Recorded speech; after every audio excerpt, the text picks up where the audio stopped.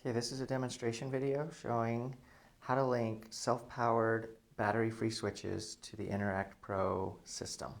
So here I'm going to just give you a brief overview of the parts that we've got.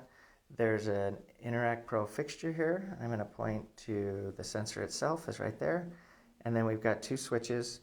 There's a 2-button single rocker and a 4-button dual rocker. So top, bottom, left, right, 4 buttons. And we're going to be linking these switches to the Interact Pro fixture. To get started, we launch the Interact Pro software, and I've already created a project, and a project 1 and a group 1. I'm going to click on the light bulb icon here in the middle and switch to that. There's a network 1 that's been defined, so I'm in the network and in the group, and here under the light I'm going to assign lights. It's scanning for lights nearby. So the flux grid was found. I'm going to go ahead and assign that to a group, and then I can press test and the light itself will turn on and off. It's currently on. If I touch it, it's now off. Close that, and I'm done assigning lights to the group. I'm going to add a switch.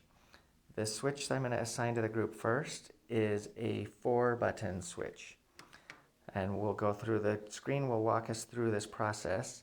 It's telling me to identify the switch by holding the lower left button. So on the switch, there's embossed in the plastic, it'll indicate there's an arrow and it'll say top at the top of the switch. So then I'm pressing and holding the switch at the bottom for 10 seconds, the right side bottom.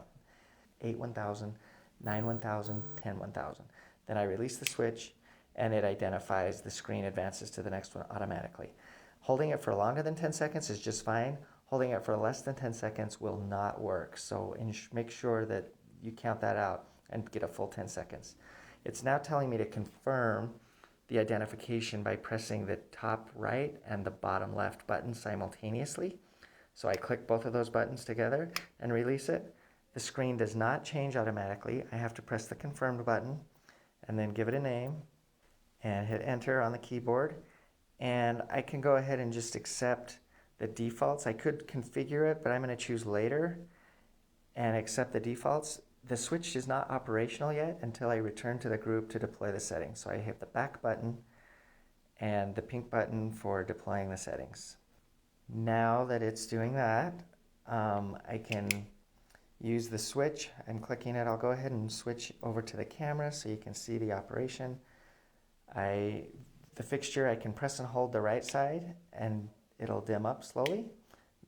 The right side will also dim down by pressing and holding.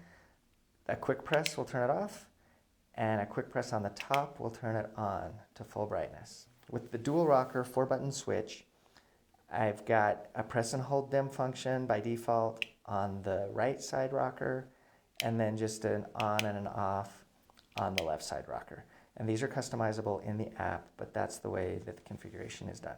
So I'm going to turn it off, and then I'm going to just briefly we'll switch over to the app, and now we'll add another switch. So I want to assign a new switch to the group, and this time I'm going to do the 2-button switch. It's asking me to remove the rocker so I can see the rocker from the case. So I'm going to demonstrate how this is done here on the camera. So with the single rocker switch, it's necessary to take the rocker off. There are 4 clips here on the back that you can use a small screwdriver to just gently pop those off, and the trim piece comes off. And at this point, the rocker can be removed, and that's how the rocker comes off. But pay attention on this rocker. I'm just going to introduce this a couple of times here. It has plungers on the back of this rocker. These 2 plungers make contact with these 2 buttons on the underlying module. So the module has a few markings that will be shown in the video. The marking on the module, there's an O here at the top and an I at the bottom. When I assemble it again, I'll need to put it together so that these plungers on the back of the switch paddle are making contact with the right side of the module. And there's also a B embossed in the plastic right here between the two, and an A over here. We're making contact with the B side. So I'm going to turn this together and make sure that these 2 plungers are making contact with the B side when I reassemble it, and then put the trim piece on. So switching back to the app, I've removed the rocker. It's telling me to look for the I and the O, which I showed you. I've got that. I need to identify the switch by holding the button on the lower right side. In this case, it could be any one of the 4 buttons. Your application could be different. So this is a channel. I'm holding the energy bow, which is indicated with the number 2 on the graphic, for 10 seconds. When I release it, the identification is confirmed, and now it's telling me to press the lower left and the upper right button at the same time while activating the energy bow. That's been confirmed, and I'll also give the switch a name. Call this switch 2 and hit enter on the keyboard. Switch 2 is now a single rocker switch that comes with a default program.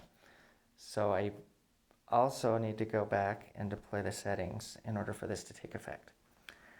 Now that it's deployed those settings, we'll confirm the operation. The single rocker switch also needs to be reassembled, so I did put the rocker together so that it's making contact on the right side, the B side, and then I put the trim piece on and press firmly and confirm that it fully engages on all 4 corners.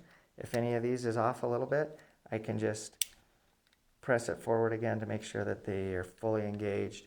And now this switch is linked and is controlling.